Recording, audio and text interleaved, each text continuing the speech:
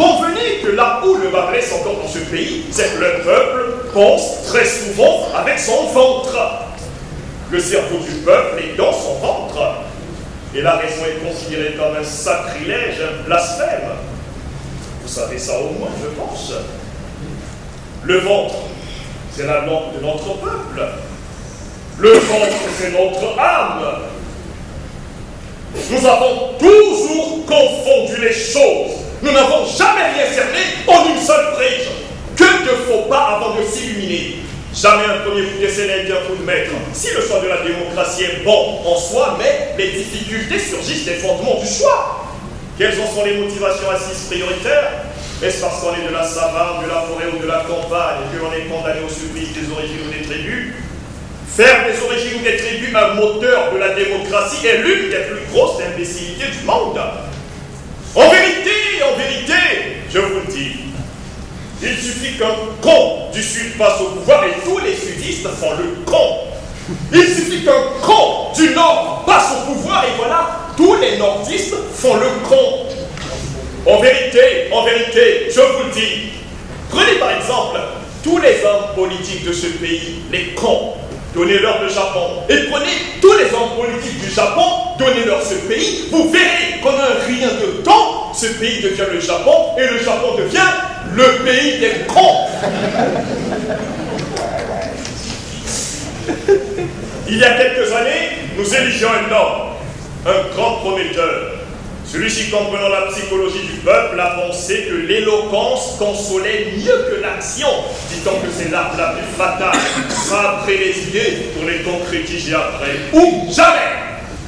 Vous savez, les beaux parleurs prennent davantage de foule. On croit trouver plus de persuasion et de vérité en un orateur éloquent qu'en celui qui balbutie illusionnement. Certes, la parole est l'arme la plus puissante que l'homme ait jamais eue en sa possession. Elle fait et défait les rêves. Elle sublime la vie malgré les contrariétés qu'elle nous impose. Elle nourrit et réconforte les espoirs déçus en contournant les jours difficiles qui viennent. Oui, il a compris que la parole est l'arme de persuasion massive pour venir à bout de quelques fins, ce qui n'est pas mal en soi. Mais ce qui me répugne, c'est que les paroles, les actes n'ont pas suivi les paroles. Et ils trouveront toujours d'alibi pour justifier l'échec de leur mandat. Et ce qui m'offusqua, c'est qu'on s'intéressait plus à la forme de son discours qu'au fond.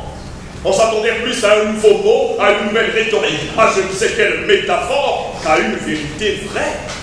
Et lorsque la vérité et la rhétorique passaient une lune de miel, l'homme était porté au 7e ciel et il se mettait à danser la danse du nombril en débitant des mots pompeux du génie génétique et de la grammaire française.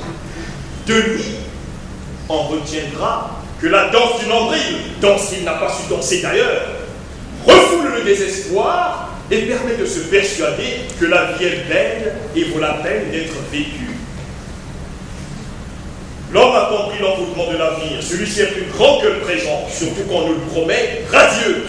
Tout le monde veut y aller, sans vouloir mourir. Or, il s'avère que l'avenir, c'est parfois l'aujourd'hui d'hier, ou le demain d'aujourd'hui. Alors le peuple attendra jusqu'à sa dernière énergie, c'est le lendemain qui chante, quoi qu'on soit l'usure du présent.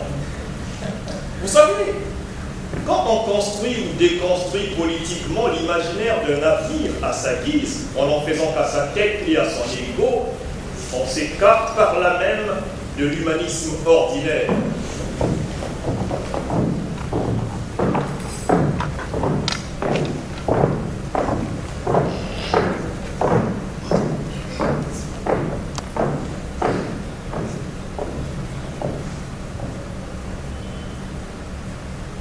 Encore une bêtise qui fait office de principe public.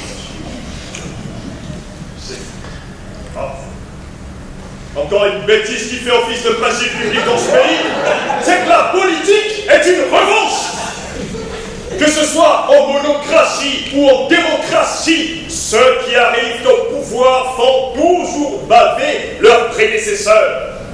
Mais pour parler comme un pâtissier, quand on mange un gâteau, il faut avoir le flair d'en donner aux autres. Même s'ils en ont déjà mangé un jour ou l'autre. Le gâteau ne se garde pas longtemps